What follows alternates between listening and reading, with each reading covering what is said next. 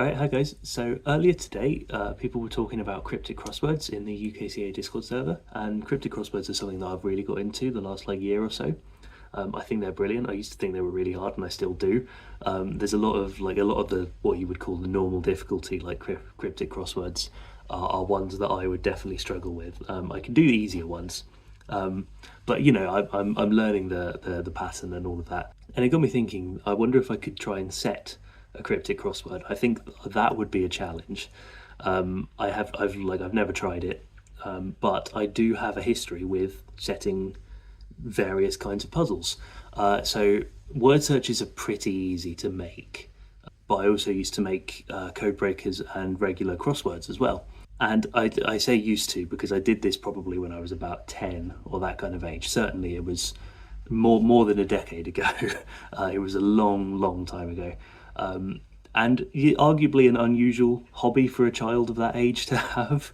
But that's what I did for fun. Just solving the puzzles regularly wasn't enough, so I would create them, give them every now and again. I'd give them for other people to solve, and then that would be it. And I did so many that I never got that attached to any of them, really.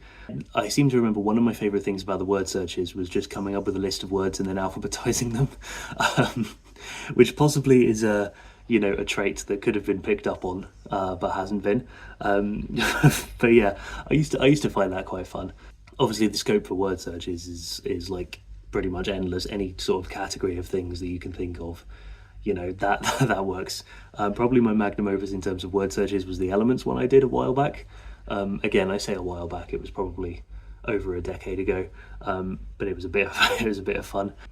And yeah, code breakers were my big thing for a while. I really enjoyed doing those. In case there's any doubt as to what that is, it's like a crossword, except there are no clues for each word. It's just every letter is assigned a random number from 1 to 26. So like obviously not A is 1, B is 2, C is 3, and all of that. It's like random. It's like a completely random order. And you get given like 2, maybe 3 letters at the start. So that you know what number represents those, and you've just got the blank grid, but every square has a little number in the corner.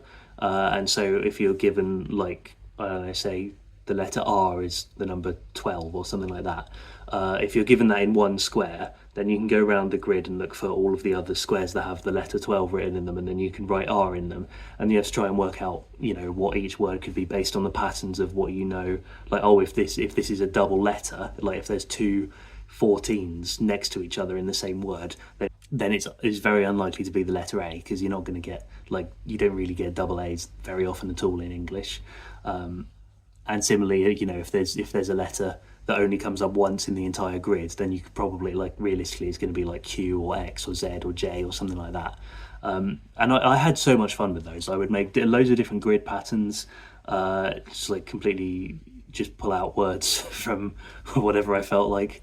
And yeah, that was really fun, and I don't know why I got so into it, but I had a big pad of graph paper, not just squared paper, graph paper. Importantly, I really loved graph paper for some reason, and I would set all of these puzzles on this paper. But yeah, this was a hobby that like 10-year-old me had, which is quite it's quite bizarre.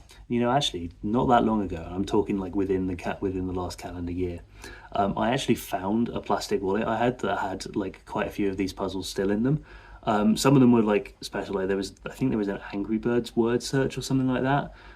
There was a cubing crossword that I made in obviously like a long time ago.